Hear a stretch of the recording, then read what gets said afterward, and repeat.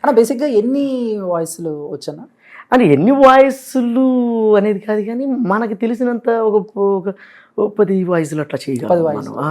ఇప్పుడు బాబు గారు చేస్తాం, అలాగే మీ అందరికి జగన్ గారిది ఆల్రెడీ ఫేమస్ చేశారు. ఇప్పుడు పాల్ గారు చేస్తాం.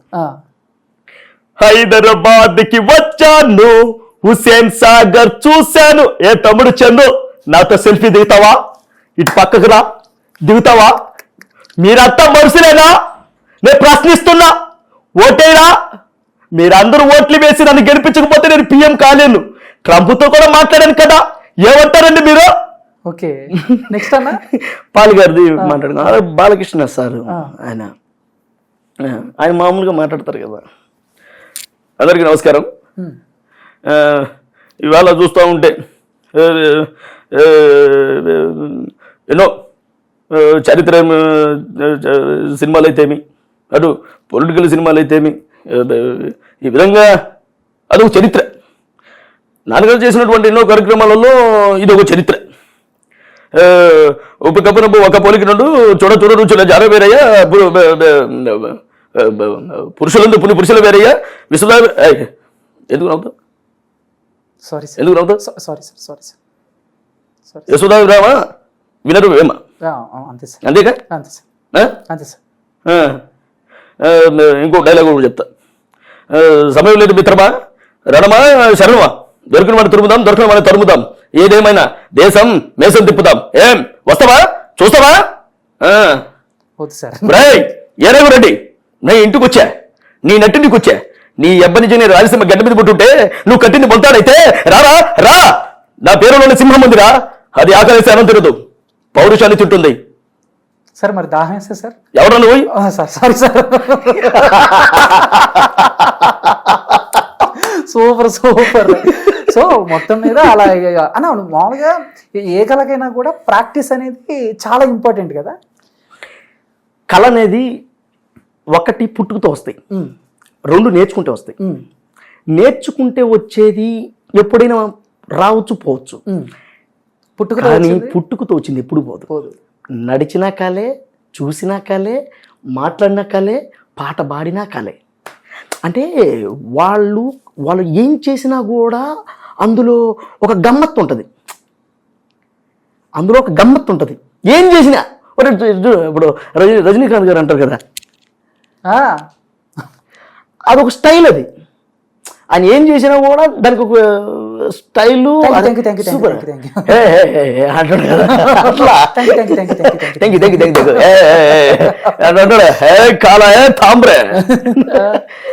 అట్లా ఎవరు అయ్యిందంటే అలా కనిపించేస్తుంది కళ. దానికి నేర్చుకునేదానికి రావడానికి అట్లా ఉంటుంది అనమాట. ఓకే, మరి గమ్మత్తు కళ. ఓకే, సో ఫైనల్గా అయితే ఇప్పుడు మెయిన్ విషయానికి వద్దామన్నా. జగన్మోహన్ రెడ్డి గారి బాడీ లాంగ్వేజ్ కానీ, ఆయన వాయిస్ కానీ, అసలు మొత్తం ఏపీ మొత్తం ఎక్కడ చూసినా ఎలక్షన్స్ టైంలో మీదే ఎంటర్టైన్మెంట్. సో ఎప్పుడు మీ వీడియోలు వస్తే చూడటం అంటే ఆ పరమశివుడు నన్ను చేయించడానికి పంపించాడేమో, సో అదొకే. బట్ కాకపోతే ఇప్పుడు ఇమిటేషన్ అనేది కొంతవరకు బాగానే ఉంటుంది, కొంచెం హద్దు దాటి ఇంకా బాగా ట్రోల్ చేస్తే ఇక మీకు తెలిసిందే, ఇక బెదిరింపు కాల్స్ రావటం, లేకపోతే ఫ్యాన్స్ చంపేస్తానని బెదిరియటం, అండ్ ఇవన్నీ ఉంటాయి కదా. మీరు ఫస్ట్ జగన్మోహన్ రెడ్డి గారి ఇవన్నీ చేస్తున్నప్పుడు, దిగుతున్నప్పుడు అనుకున్నారా నాకేమైనా ప్రాబ్లం అవుతుందేమో, ఫ్యూచర్కి ఏమైనా ప్రాబ్లం అవుతుందేమో అని? అంటే టీడీపీ గెలిచింది కాబట్టి ఓకే. నేను ఒకటి చెప్తున్నాను చందు, ఒకటి చెప్తా చందు.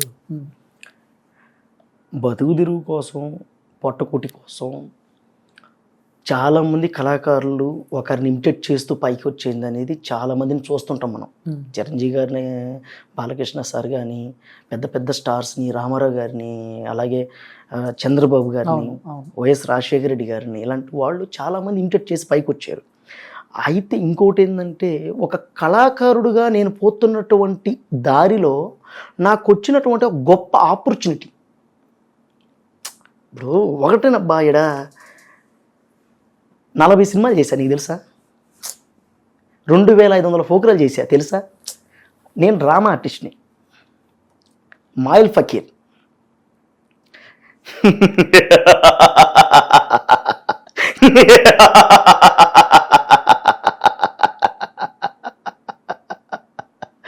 కాఫాలి కఫాలి అఖండ జోల ప్రజోల కరోనా దుర్మిష్టిని మచ్చ మస్తిష్కా భక్షిణి దుమ్ కల్లా జుమ్ వార్తపయాని హర్చనంద స్వరూపిణి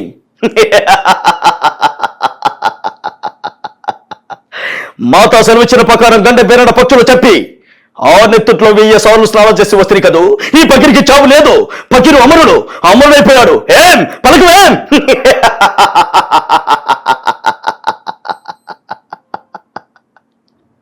ఇది కళ. బాలనాగమ్మ నాటకంలో అతి భయంకరమైనటువంటి మాయిల్ ఫకీర్ అనే క్యారెక్టర్ నేను సాంఘికం అయితేమి డ్రామాలు అయితేమి ఎన్ని ఒక 2500 ప్రోగ్రాలు నా తండ్రి నా తల్లితో పాటు చేశాను. ఎవరికైనా తెలుసా? అంటే జగన్ గారు ఆ టైంలో కలిసి వచ్చింది. ఆ ఎలక్షన్ రావడం నాకున్నటువంటి కళతో ఆ టయాన్ని అంతే, ఆ టైంని కలిసి వచ్చింది అంతే. ఓకే, జగన్ గారు అనే ఒక క్యారెక్టర్ నేను చేస్తాను ఇండస్ట్రీకి వచ్చాను చేయడానికే అయితే కాదుగా. కాదు, నేను పోతున్న దారిలో వచ్చింది, చేశాను బస్. అదే అవకాశం అనేది ఎప్పుడు వస్తుందో తెలియదు. నేను రెడీగా ఉన్నా. ఏ అవకాశాన్ని మనం సద్వినియోగం చేసుకుని స్టార్స్ అవుతాం. పూరి జగన్నాథ్ సార్ చెప్తారు కదా, నువ్వు బస్ స్టాప్లో వెయిట్ చేయి, నీకోసం బస్ వస్తుంది. బస్ వచ్చే టైంకి నువ్వు లేవనుకో, అది వేరే నీకు చూపొద్ది. నేను బస్సులో వెయిట్ చేస్తున్నా, ఐ మీన్ స్టేషన్లో బస్సు వచ్చింది. ఆ బస్సే opportunity. That is Jaganmohan Reddy అన్నయ్య గారి క్యారెక్టర్. ఆపర్చునిటీ వచ్చింది. ఒక్క సమర్థుడు అయినటువంటి కళాకారుడు ఏం చేస్తాడు, వచ్చిన ఆపర్చునిటీని సద్వినియోగం చేసుకుని దాని ద్వారా సక్సెస్ అవుతాడు.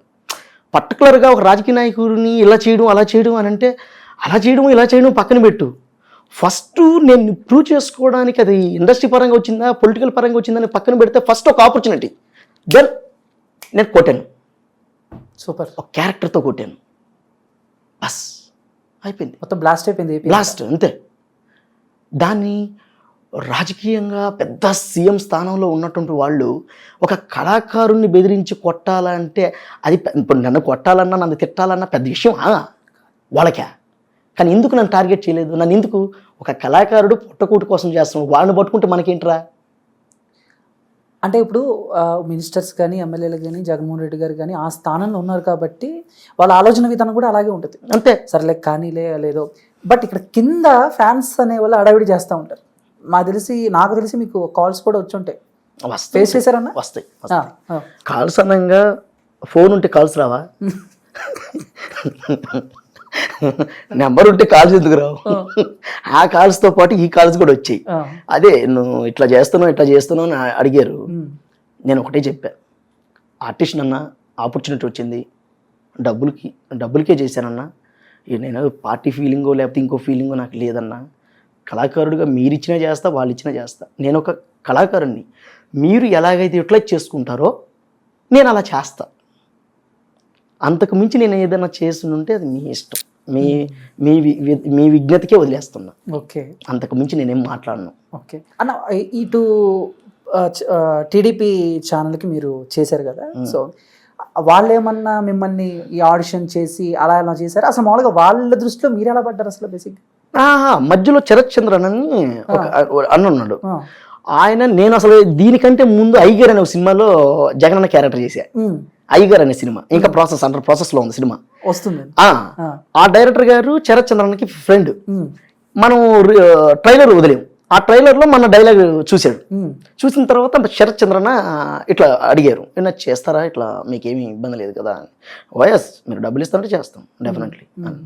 ఆ మూమెంట్లో అన్నొచ్చి ఇలా చెప్పడం, ఇలా రావడం, అది ఈరోజు ఇలా దారి తీయడం, ఇలా జరిగింది. మొత్తం ఎన్ని వీడియోస్ చేస్తుంటారన్నా? ఏమైనా లెక్క పెట్టుకున్నారా? మొత్తం ఈ లెక్క పెట్టడం అంటే 300 పైన చెల్లిపోయాం. రోజు డైలీ షూటింగ్ అదే పని, వెళ్తా ఉండేది, చేసుకుంటూ వచ్చేది. అన్నగారు చెప్పడం, మనం వెళ్ళిపోవడం, చేసుకుంటాం రావడం, అంతే. మధ్య మధ్యలో మీరేమన్నా కొంచెం అంటే ఇప్పుడు చెప్పిన దానికి మీరేమన్నా యాడ్ చేయడం ఇలాంటివి ఏమైనా జరుగుతూ ఉంటాయి? అన్నగారు అన్ని ఆలోచించే రాస్తారు, ఆయన చెప్తారు. ఇంకేదన్నా ఇబ్బందిగా ఏదన్నా నా ఇది ఎందుకులేనా అంటే ఆయన అప్పుడే మార్చేసేవారు. అంటే మేము ఏ కాడికి పెట్టిన ఆ పథకాల విధి విధానాలలో ఆయన అట్లా తీసుకుని రాసేవారు. ఇప్పుడు మనం ఆ రైటర్స్ కాదు కదా. I'm not a creator, I'm just only artist. నేను ఆర్టిస్ట్ని కాబట్టి చెప్పింది చేయడమే. ఓకే. అయితే నాకు కొంచెం విజ్ఞత ఉంది కాబట్టి ఎదుటి వాళ్ళని మనోభావాలను దెబ్బతీసేటువంటి నాకు అర్హత లేదు. ఎదుటి వాళ్ళ మనోభావాలను దెబ్బతీసే అర్హత మనకు లేదు. సో దాన్ని బట్టి మనకి కూడా ఒక్కొక్కసారి స్క్రిప్ట్ చెప్తున్నప్పుడు అన్న ఇది కొంచెం ఏదైనా ఇబ్బందిగా ఉందంటే ఆయన మార్చేవారు, మరి ఓవర్గా ఉందన్న మార్చేవారు. అట్లా మనం చాలా జాగ్రత్తగా స్కిట్లలో కూడా అవుట్ సైడ్ పోకుండా ఉన్నటువంటి ఏదైతే ఆ సబ్జెక్ట్ ఉందో దానిలోనే తీసుకుంటే వెళ్ళేవాళ్ళం. అందుకనే ఈరోజు మేమంతా హ్యాపీగా, ఎక్కడి నుంచి కూడా నాకు ఏ కాల్స్ రాలేదు, ఎవరు నన్ను ఏమీ అనలేదు. ఎందుకు అనలేదంటే మనం చేసింది పని హెల్దీగా ఉంది, మనం చేస్తున్న పని పర్ఫెక్ట్గా ఉంది, అందుకని అలా వెళ్ళిపోయింది. Okay, done.